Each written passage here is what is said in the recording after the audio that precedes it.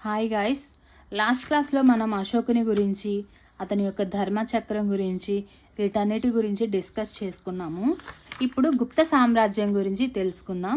ఉత్తర భారతదేశంలో మౌర్య సామ్రాజ్యం పతనమైన తరువాత చిన్న చిన్న రాజ్యాలు ఏర్పడ్డాయి. అవి తమలో తాము ఆధిపత్యం కోసం యుద్ధాలు చేసుకోవడం ప్రారంభించాయి. భారతదేశం మొత్తాన్ని ఏకం చేసి పరిపాలించే రాజే లేకపోయాడు. సుమారు 500 సంవత్సరాలు ఇదే పరిస్థితి కొనసాగింది. గుప్త వంశ రాజులు ఆ లోటును భర్తీ చేశారు. గుప్త వంశ రాజుల్లో మొదటి చంద్రగుప్తుడు ప్రసిద్ధి చెందాడు.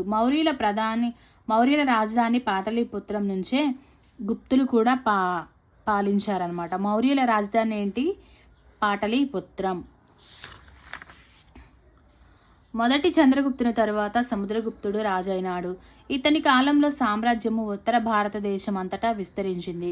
సముద్రగుప్తుడు అపజయమే ఎరుగినటువంటి గొప్ప విజేత. ఇతని తర్వాత రెండవ చంద్రగుప్తుడు పరిపాలకుడయ్యాడు. పశ్చిమ భారతదేశంలోని శకరాజులను కూడా ఇతను జయించగలిగాడు. ఒకటి చూడండి, మీకు తెలుసా అని ఒక ఇంపార్టెంట్ టాపిక్ ఇచ్చారు. సముద్రగుప్తుడు ఉత్తర భారతదేశంలోని 9 మంది ప్రముఖ రాజులను ఓడించి రాజ్యాలను తమ రాజ్యంలో కలుపుకున్నాడు. ఎవరు? సముద్రగుప్తుడు ఉత్తర భారతదేశంలో 9 ప్రముఖ రాజులను ఓడించారనమాట. దక్షిణాది 12 మంది రాజులను ఓడించి తన ఆధీనంలోకి తెచ్చుకున్నాడు. తమిళనాడులో కంచి వరకు తన జైత్రయాత్రను కొనసాగించాడు. ఎవరు? సముద్రగుప్తుడు గొప్ప విజేత అని నీవు భావిస్తున్నావా? సమాధానాన్ని సమర్థింపుము. గుప్త కాలంలో సారస్వతం, గణితం, వైద్య శాస్త్రం మరియు ఖగోళ శాస్త్రాలలో అనేక గొప్ప గ్రంథాలు రాయబడినవి. అనేక కొత్త విషయాలు ఆవిష్కరించబడినవి. అందులో చెప్పబడిన జ్ఞానాన్ని ప్రపంచంలో ప్రస్తుతం ఆధునిక పరిజ్ఞానం పేరుతో విస్తృతంగా ఉపయోగిస్తున్నారు.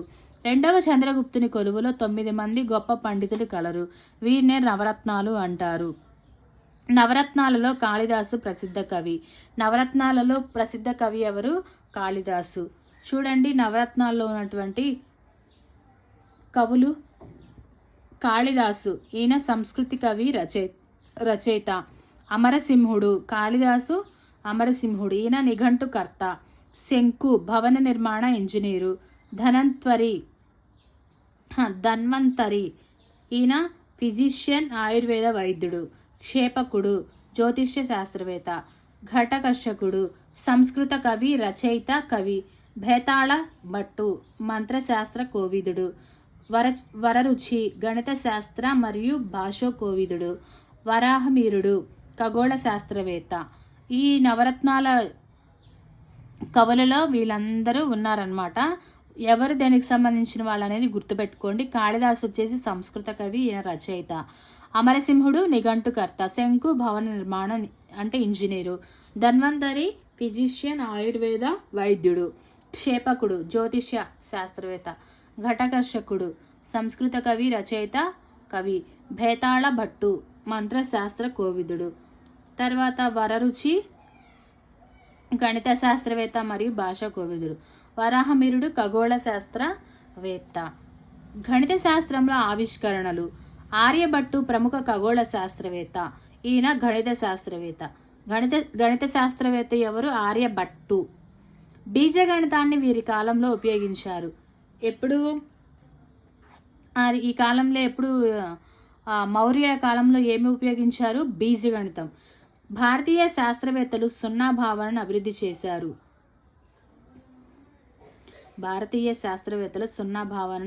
అభివృద్ధి చేశారు. సున్నాకు గుర్తును కూడా తయారు చేశారు. 1 నుండి 9 సంఖ్యలకు గుర్తులను గుప్తుల కాలంలోనే కనుగొన్నారు. 1 నుండి 9 వరకు గుప్తుల కాలంలోనే కనుగొన్నారు. ఇప్పుడు ఈ మౌర్య సామ్రాజ్యంలో వచ్చేసి ఈయన ఆర్యభట్ట అనే సున్నాను కనిపెట్టి దానికి గుర్తును కూడా కనుగొన్నారు. వీరు కనుగొన్న అల్గారిథమ్స్ను నేడు కంప్యూటర్ ప్రోగ్రామ్స్లో ఉపయోగిస్తున్నారు. ఈయన అల్గారిథమ్స్ను కూడా కనుగొన్నారు. ఇప్పుడు మన ఉపయోగించే అల్గారిథమ్స్ కంప్యూటర్లో ఇప్పుడు కూడా ప్రస్తుతం వాడుతున్నారనమాట. ఈయన కనుగొన్నవి. బ్రహ్మగుప్తుడు గుప్తుల కాలంలో ప్రముఖ ఖగోళ శాస్త్రవేత్త మరియు గణిత శాస్త్రవేత్త. గుప్తుల కాలంలో ఎవరు? ప్రముఖ ఖగోళ శాస్త్రవేత్త మరియు గణిత శాస్త్రవేత్త. గుప్తుల కాలంలోని ఖగోళ మరియు గణిత శాస్త్రవేత్త ఎవరు? బ్రహ్మగుప్తుడు. ఇతను సౌర సంవత్సరాన్ని దాదాపు ఖచ్చితంగా లెక్కించగలిగాడు. ఈయన సౌర సంవత్సరాన్ని చాలా ఖచ్చితంగా లెక్కించగలిగాడు అనమాట. ఇక్కడ చూడండి, మీకు తెలుసా అని ఒక విషయాన్ని ఇచ్చారు. భారతదేశంలో మొట్టమొదటి ఉపగ్రహం పేరు ఆర్యభట్ట. 1917లో దీనిని అంతరిక్షంలోకి ప్రయోగించారు. ఇది పూర్తిగా స్వదేశీ పరిజ్ఞానంతో తయారు చేయబడింది. భారతదేశంలో మొట్టమొదటి ఉపగ్రహం పేరు ఏంటి? ఆర్యభట్ట. ఇది ఏ సంవత్సరంలో? 1975వ సంవత్సరంలో అంతరిక్షంలోకి ప్రయోగించారనమాట. ఇది స్వదేశీ పరిజ్ఞానంతో, అంటే పూర్తిగా ఇది మన దేశ పరిజ్ఞానంతోనే తయారు చేయబడింది. వైద్య శాస్త్రం. చరకుడు మరియు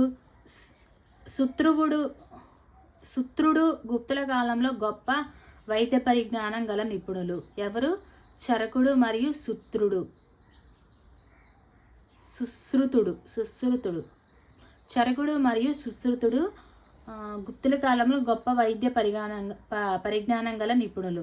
గాయపడిన ముక్కులను ప్లాస్టిక్ సర్జరీ చేసిన మొట్టమొదటి భారతీయ శస్త్రచికిత్సా నిపుణుడు సుశ్రుతుడు.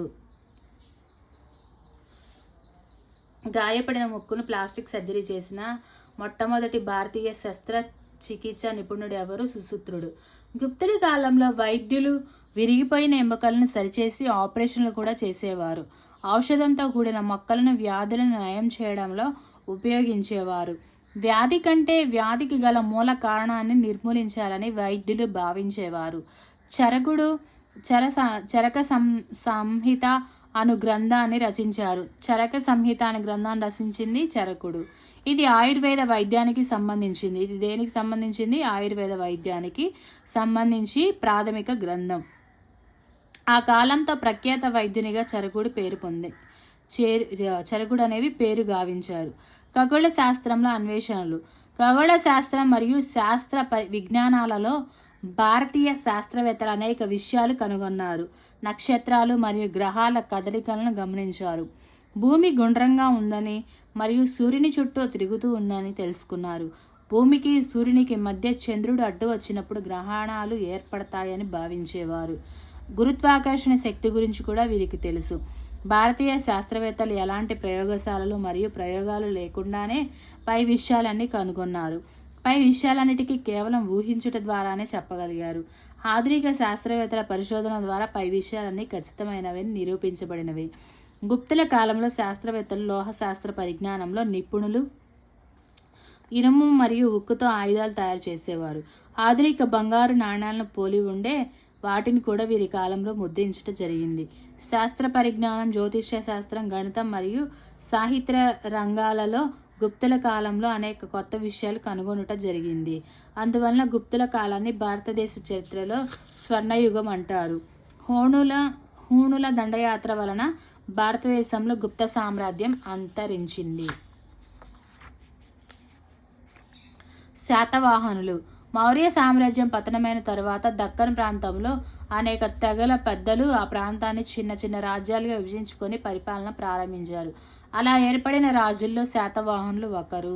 శాతవాహనులు నర్మదా నది నుంచి కృష్ణా గోదావరి పరివాహక ప్రాంతం వరకు పెద్ద రాజ్యాన్ని ఏర్పాటు చేసుకోగలిగారు. ఎక్కడి నుంచి? నర్మదా నది నుంచి కృష్ణా గోదావరి పరివాహక ప్రాంతాల వరకు.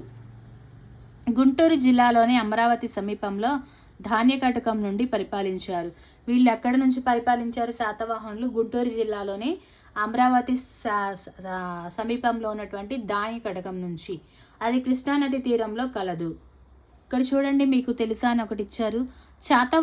శాతవాహనుల రాజుల్లో ముఖ్యమైన రాజులు గౌతమిపుత్ర, శాతకర్ణి, వాసిష్ఠపుత్ర, పులోమాని మరియు యజ్ఞశ్రీ. శాతకర్ణి శాతవాహనులు 300 సంవత్సరాలు పరిపాలించారు. గౌతమిపుత్ర శాతకర్ణి శాతవాహన రాజులందరిలో గొప్పవాడు.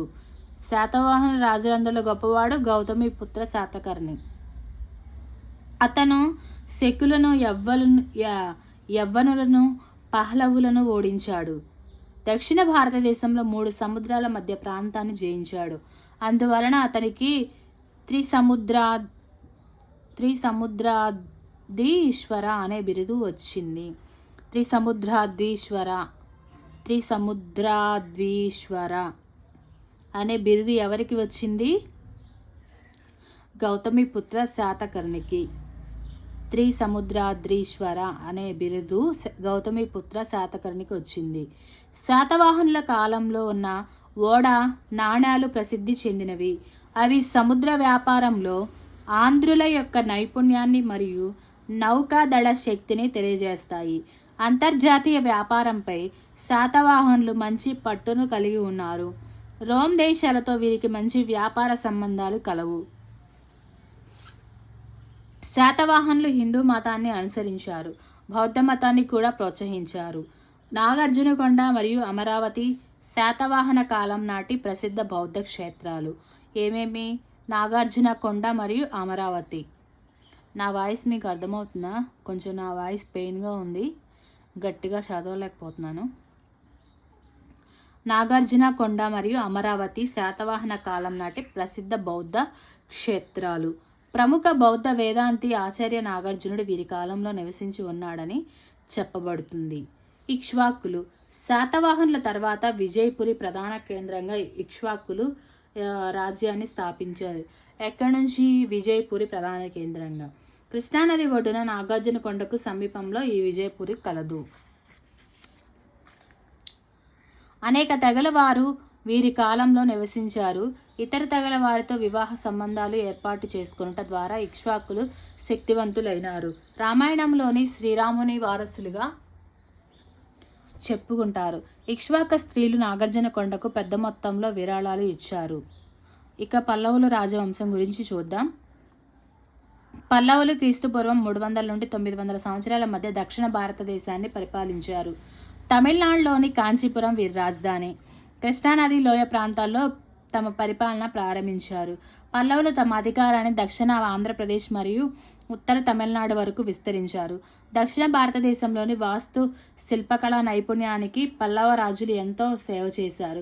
వారి కాలంలో వాస్తు శిల్పకళ రాతిని తొలిచి నిర్మించే ఆలయాల నుంచి రాతితో నిర్మించే ఆలయాల స్థాయికి మారింది. తొలి పల్లవ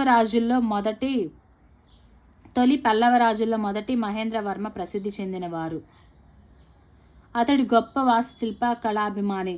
అతను ప్రవేశపెట్టిన నూతన ద్రవిడ వాస్తుశిల్పకళను మహేంద్రుని రీతి శిల్పకళ అంటారు. గుహాలయాల యొక్క ప్రభావం శిల్పకళపై ప్రస్ఫుటంగా కనిపిస్తుంది. మొదటి నరసింహవర్మ తదుపరి ముఖ్యమైన పల్లవరాజు. ఇతను మహేంద్రవర్మ యొక్క కుమారుడు. ఇతన్ని మహామల్లుడు అని కూడా పిలుస్తారు. మహాబలిపురం రేవ్ పట్టణాన్ని ఇతని మంచి వాస్తుశిల్పకళ నైపుణ్యంతో అందంగా నిర్మించాడు. ఇతని కాలంలో అభివృద్ధి చేయబడిన వాస్తుశిల్పకళ మహామల్లుని వాస్తుశిల్పకళ రీతిగా ప్రసిద్ధి చెందింది. మహాబలిపురంలో 5 రథాలు నిర్మించారు. ఇవి పంచపాండవ రథాలుగా పేరొందాడు. ఒక్కో రథాన్ని ఒక్కో పెద్ద బండరాయిని తొలిచి నిర్మించారు. కావున వీటిని ఏకశిలా రథాలు అంటారు.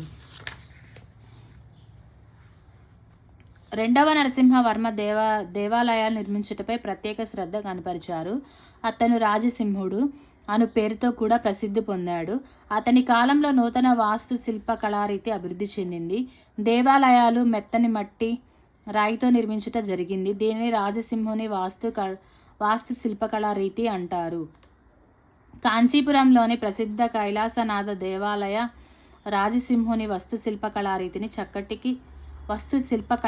చక్కటి ఉదాహరణ. ఇక్కడ కాంచీపురంలోని ప్రసిద్ధ కైలాసనాథ దేవాలయం ఇది వాస్తు కళాశిల్పరీతికి చక్కటి ఉదాహరణగా చెప్పొచ్చు. ఇక్కడ చాణుక్యుల రాజవంశం. దక్షిణ మరియు మధ్య భారతదేశంలో ఎక్కువ భాగాలను క్రీస్తుపూర్వం 600 నుంచి 1200 మధ్య చాణుక్య రాజులు పరిపాలించారు. తొలి చాణుక్య రాజుల్లో ఒకరైన మొదటి పులకేశి కర్ణాటకలోని బదామిని రాజధానిగా చేసుకొని పరిపాలించాడు. రెండవ పులకేశి మరొక ప్రసిద్ధి చెందిన చాణుక్యరాజు. నర్మదా నది ఒడ్డున జరిగిన యుద్ధంలో హర్షవర్ధనుడు అను ఒక చక్రవర్తి ఇతన్ని ఓడించాడు. ఈ విజయాన్ని కర్ణాటకలోని బాగల్కోట జిల్లాలో ఐహోలు శిలాశాసనంలో పేర్కొనబడింది. రెండవ పులకేశి కొలువులో ఉన్న రవికీర్తి ఐహోలు శాసనాన్ని తయారు చేశాడు. చాణక్యులు వాస్తు శిల్పకళకు ఎంతో సేవ చేశారు. వారి కాలంలో వెసేరా అను నూతన వాస్తు శిల్ప కళారీతి అభివృద్ధి చెందింది. దక్షిణ భారతదేశంలోని ద్రవిడ మరియు ఉత్తర భారతదేశంలోని నగార వాస్తుశిల్ప కళాకృతులు మేలికలేకకే వేశారా. పల్లవ రాజైన మొదటి మహేంద్రవర్మను రెండవ పులకేశి యుద్ధంలో ఓడించి కావేరి నది దాటి వెళ్ళాడు చోళచేర పాండ్యరాజులతో చాళుక్యులు మంచి స్నేహబంధాలు నెలకొల్పారు. ఆ రాజుల గురించి తర్వాత తరగతుల్లో మనం తెలుసుకోవచ్చు. తర్వాత కర్ణాటకలోని బాగల్కోట జిల్లాలో ఒక చిన్న గ్రామం పట్టడగల్. ఈ గ్రామంలో 10 దేవాలయాలు కలవు. అందులో 4 దేవాలయాలు నగర నిర్మాణ శైలిలో ఉండగా మరొక 4 దేవాలయాలు ద్రవిడ నిర్మాణ శైలిలో ఉన్నవి. విరూపాక్ష దేవాలయం మరియు సంగమేశ్వర ఆలయం ద్రవిడ నిర్మాణ శైలిలో ఉండగా పాపనాథ ఆలయం నగార నిర్మాణ శైలిలో ఉన్నది. ఇది ఎక్కడ? కర్ణాటకలోని బాగల్కోట జిల్లాలో. ఈ లెసన్ అయితే ఇంతటితో కంప్లీట్ అయిపోయింది. స్వదేశీ తయారీ అంటే స్వదేశీ వస్తువులు, తెగ ఒకే జాతికి చెందిన వ్యక్తులు, సామ్రాజ్యం ఒకే కుటుంబానికి చెందిన రాజుల క్రమం, వంశం పెద్ద రాజ్యం, శిలాశాసనాలు రాళ్లపై చెక్కబడిన సందేశాలు, ఖగోళ శాస్త్రం అంతరిక్ష అధ్యయన శాస్త్రం అన్నమాట. ఈ లెసన్ కూడా ఇంతటితో కంప్లీట్ అయిపోయింది. ఇందులో ఉన్న ముఖ్యమైన బిట్స్ నేను కమ్యూనిటీలో పోస్ట్ చేస్తాను అండ్ షార్ట్స్ రూపంలో కూడా చెప్తాను. అవి కూడా మీరు వాచ్ చేయండి, కమ్యూనిటీలో ఆన్సర్ చేయండి.